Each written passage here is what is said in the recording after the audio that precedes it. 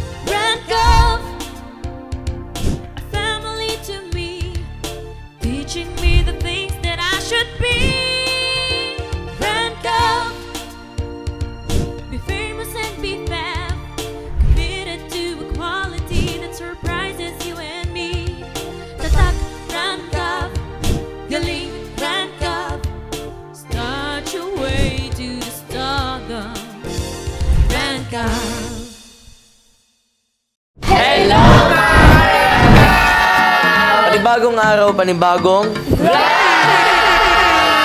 Yes guys, ngayon part 5 na ng Isang Tanong, Isang Sagot Challenge! Pero bago kami magsimula guys, hindi muna namin kakalimutan ni shoutout ang aming mga loyal supporters. Kaya naman ito ang sabi ni user-HO5ZC2TM4D. Super nakakakilig talaga ang Milmi. Bagay na bagay talaga kayo, Miles and Mitch. Love you, Rancav Management. Shoutout na yun kay Gaspar C. Binko. Nakakakilig talaga ang pangmalakasang Milmi. Nawawala talaga ang stress. Dahil lang sa Milmi, sana mapansin. Stay safe and stay strong, Milmi and Rancav Management. At syempre, huwag niyo na rin skip ang ads para happy-happy lang. Kaya shoutout kay Kyoshi1630. Ang sabi niya, grabe talaga magpakilig ang Hana. Sobrang ganda ni Ate Yana, more power for Rancav. Huwag nyo na rin kalimutan nyo siya ang mga vlogs namin sa YouTube channel ng Rancav. Kaya shoutout kay Rowena Javillionar 1384. Sabi niya, nakakakilig talaga ang bigating Hana. I love you, Rancav. Bless you. At syempre, pagpatuloy niya na ang pagko-comment at pagbibigay ng feedback. Kaya ito naman ang sabi ni user-QE4PD5SK1D. Kakakilig talaga ang Jelsi, bagay na bagay. Love you, Rancav. At pinakagusto ko na talaga ng love team ay ang Milmi at Hana at Jelsi. Thank you so much din po sa patuloy na pagsuporta at panonood ng vlogs namin sa Rancav. Kaya shoutout sa'yo at Jolo Juarez. Ang sabi niya, talagang di papakabog ang Jelsi. Hindi magpapatalo sa pagpapakilig. Love you, Jelsi, and I love you all Rancav members. And shoutout na din kay John D. Martinez. Ang cute talaga ni Ate Sandra pag huminginti. Kaya gustong gusto ko ang Erda and Hana. Love you, Rancav Management. At syempre, shoutout din sa'yo, Sheila Baldukin 866. Grabe talaga magpakilig ang Jelsi, Hana, Milmi, Klazumi at Erndra. Abot tayo ngayong ngiti ko. Sana po mapansin kasi first time ko lang mag-comment. I love you all members at kay Direk. Shoutout din po pala kay Mayshy88. Sabi niya, grabe magpakilig ang Klazumi. Klazumi lang sapat na. First comment ko to, sana mapansin. Love you, Rancav Management. At syempre, shoutout din po kay JK Esha Viglar. Grabe magpakilig ang Klazumi. Klazumi for the win. Talaga. Sana prank you din sa Ate Klazumi. Love you at sana mapansin. Dahil dyan, simulan na natin ang Isang Tanong, Isang Sagot Challenge! At ang una nating isasalang guys ay walang iba kundi ang di papakabog na Jelsi! At si Angel at si Cassie! Ito, unahan ka na Angel.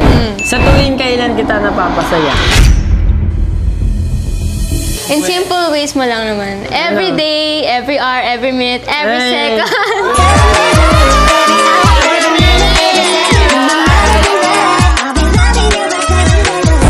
Ito Cassie, what is your #1 song in your playlist? Mikey's Letter. Ano yan? Hindi ko alam yun. Bakit ang daming sinasabi ng mga tao sa paligid? Sinasabi ng mga tao sa paligid. Possible ba yun na ma-in love or ma-fall sa boy best friend mo? Para sa akin, it's a no. Kasi mas mahalaga yung friendship kaysa sa mga relationship, di ba? Okay na. So, Cassie, meron ka bang girl best friend? Siyempre wala, pero kung magkaroon ako ng girl best friend, siyempre ikaw yun.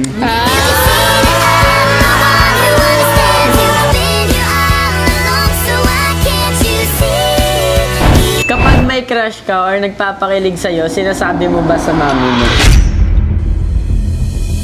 Gusto ko laging alam ni mami kung ano yung nangyayari sa love life ko. Kasi yun yung mga nagiging crush ko. Kaya nga, lagi kong kinukwento si Cassie.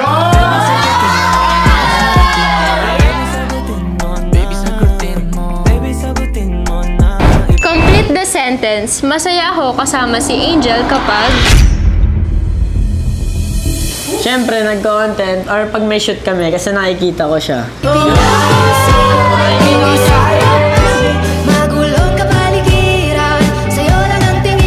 At your age, what is your perspective about love? Hindi, simple lang naman. Love can wait. Ayun lang yung perspective ko. Ano yung isang experience mo sa buhay na napatanong ka, totoo ba ito? Ay. Ang na-experience ko is yung kinontak ako ng manager na Rancab and then tinanggap ako. Doon ako napatanong kung totoo ba ito.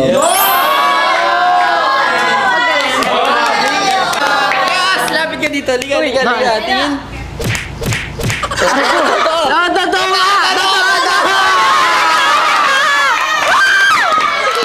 Dahil dyan guys, tapos na ang isang tanong, isasagot ng di papakabog na Chelsea! At dahil dyan guys, ang susunod po natin ay sasalang ay walang iba kundi ang newbie Kazumi! Na si Clark and si Kazumi. Okay, Tom. Ako mauuna, Kazumi. So, sino yung may tuturing mong confident kapag masaya ka or nalulungkot ka? For me, syempre, yung family ko. Kasi yun talaga yung kauna-unahang malalapitan ko. Pag malungkot ako, masaya ako. Yung kasama ko sa hirap at ginhawa. Meron ka bang girl best friend? Ako, girl best friend? Ba't ko naman kakailanganin ng girl best friend kung meron naman akong Kazumi?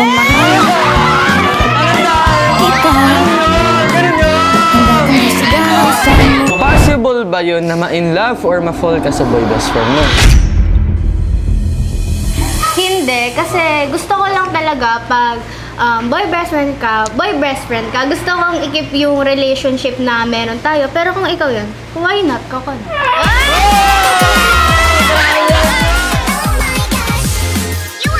Pakinggan nyo! Bakit? Boy best friend lang ba talaga si Clark?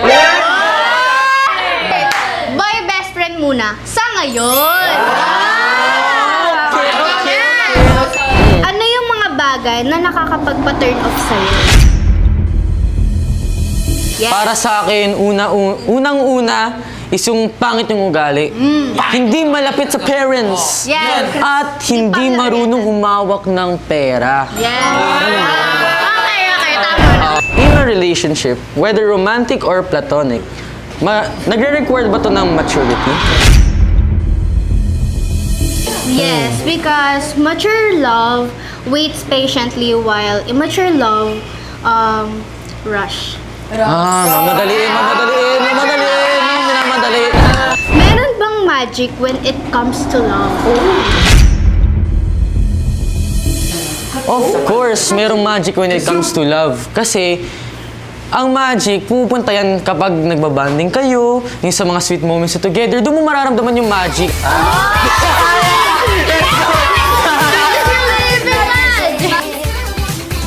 What is your biggest dream or aspiration? Siyempre, una na dyan yung hope, dreams, and goals. When was the last time na na-feel mo yung magic? Hindi mo ba namalayan? Kanina lang? Hindi mo kanina pa lang eh.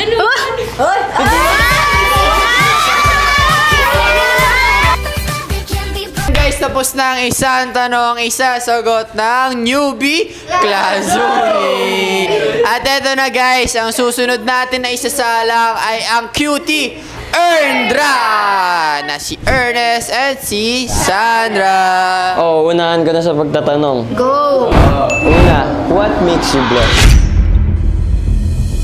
Siyempre, blush on na may konting Ernest. Complete the sentence. Masaya ako kasama si Sandra kapag blank. Kapag nakikita ko siya at nagvo-vlog kami, pati konti.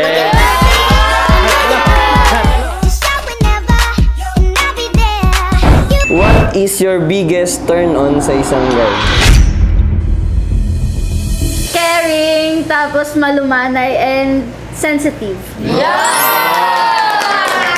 Ano yung isang experience sa buhay mo na napatanong ka ng, totoo ba ito? Para sa akin, yung pinakamagandang na-experience ko dun sa kung ano ba yung totoo ba ito is yung sa top 11 finalist ng Mr. Cutie sa Itbulaga. Sabi nila may time na pinagtagpo ang dalawang tao pero hindi tinadhana. Anong masasabi mo dito? For me, I agree that. Kasi maybe may plan si God sa'yo na nilayo ka lang sa taong yon para mag-grow ka and matutunan mo lahat ng mga mali mo. Tama! I agree that. You agree that? Meron bang magic when it comes to love?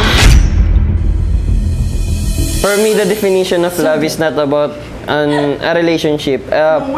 Sometimes it comes to your family and friends. Diba? Kaya yung love na tinatawag sa magic is meron talaga. It inspires you to be a hardworking person para bumangon sa susunod na araw. What is your favorite quote when it comes to love?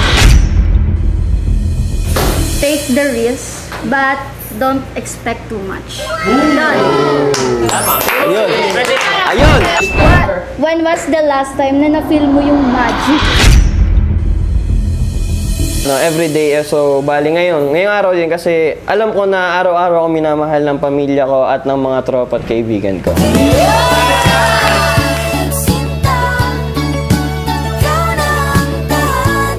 Tapos na ang isang tanong, isang sagot ng cutie Erndra. Ngayon naman guys, ang susunod natin na isasalang ay walang iba kundi ang bigating Hana na si Harold and si Yana. Dahil dyan, una na kita. May nagpapatibok na ba ng puso mo? Meron. Paunti-unti. Pagkakatin sa akin. Complete the sentence. Masaya ako kasama si Yana kapag... Masaya na ako, makita lang kita o makatabi makita.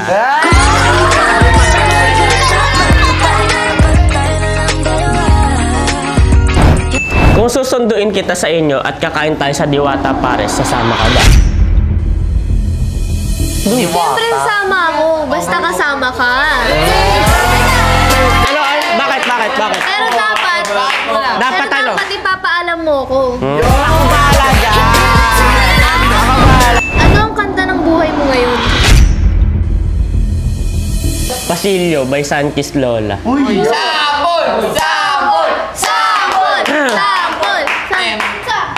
Naglakad ka ng dahan-dahan sa pasilyo patungo sa altar ng simbahan.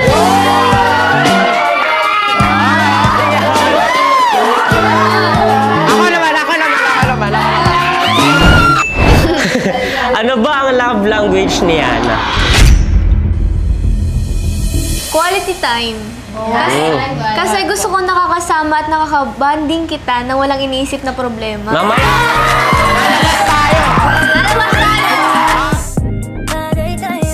Kapag pinapakinggan mo ang kantang Pasilyo, does it make you happy or sad? Happy. Kasi alam mo ba bakit? Bakit? Pag naririnig ko yung lyrics na ikaw at ikaw.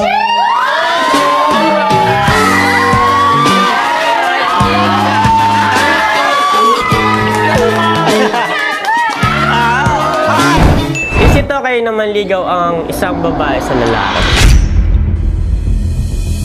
Wala namang masama dun. Pero syempre, dapat ang mga lalaki ang mag-first move para manligaw sa mga babae. Ano yung isang karanasan mo sa buhay na napatanong ka ng totoo ba ito? Para sa akin yung nakilala ko ni Derek sa Perpetual dahil kay Miles at nakapasok ako sa Rancav.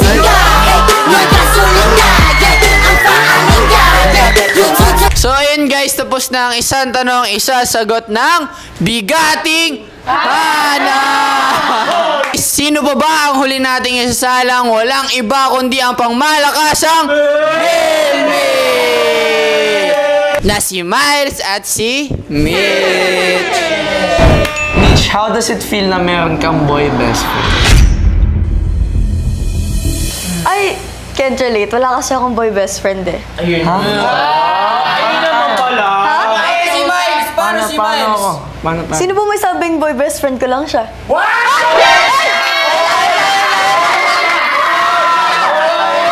Ano mo ba siya?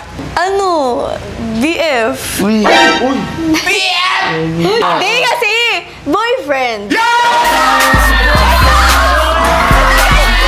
Wait lang! Masyado niya binibigyan ng kulay eh. Boyfriend, special na kaibigan. Tsaka, wait lang guys! Again guys! Take note. Diba bawal sa management ang mga boyfriend na ganyan? Sino yung maituturing mong confident kapag masaya or malungkot ka? Siyempre, wala naman na iba. Ikaw yun. Kasi alam mo naman, lagi, di ba, after tayo mag-work, lagi tayo nagkakape, di ba, tapos doon tayo nagbabanding. Doon ako nag-open sa'yo.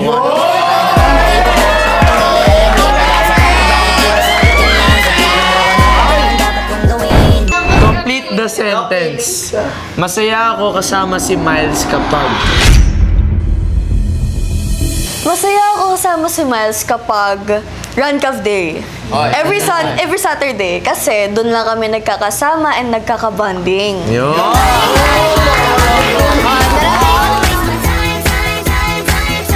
In a relationship, whether romantic or platonic, nag-require ba ito ng maturity? Siyempre naman, kahit sino naman tanungin mo, yun talaga ang unang tinitingnan sa isang relasyon, yung maturity. Kasi hindi mo masasabi na meron kayong healthy relationship kung wala kayong maturity. Tama. Pag may crush ka or nagpapakilig sa'yo, sinasabi mo rin ba kay Tito Alan? Siyempre naman, guys. Kaya nga boto si Daddy kay Miles.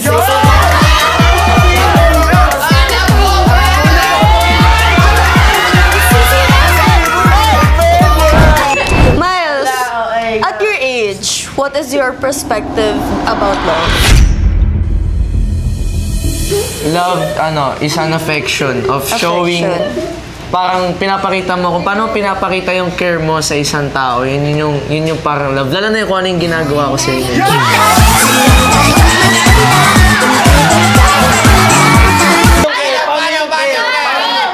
Bitch, okay ka lang? Okay ka lang?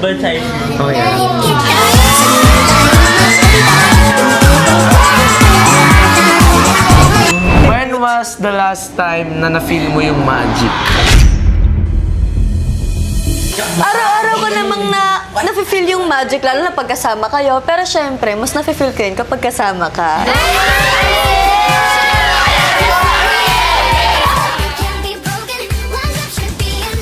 In the right time, when it comes to love, will you give a second chance?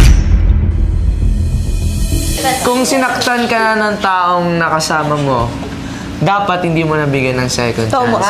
Pero kung deserve naman yung bigyan ng second chance, why not, di ba? Why not? So guys, dito na po nagtatapos ang part 5 ng Isang Tanong, Isang Sagot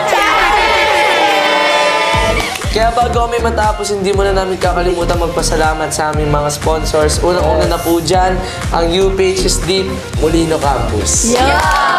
At syempre, nagpapasalamat din kami sa nag-aalaga ng aming hair, Armas Salon.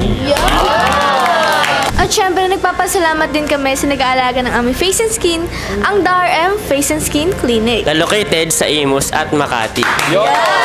Thank you so much din po, Angels Aesthetic and Wellness Center. Na located at Tansa, Cavite. And thank you so much din po sa nagdadamit sa akin ng Anis Closet. You can visit their Instagram and TikTok account. At syempre, nagpapasalamat din kami sa pangmalaasang internet namin na ang And thank you nga po pala sa walang sawang pagmamahal at suporta. At syempre, huwag niyo kami kalimutan subaybayan sa mga ipopost namin sa social medias ng Ranka. Siyempre guys, gusto ko lang din pasalamatan ng Visuals Apparel, pati ang Gracia Worldwide para sa malupitan natin damit.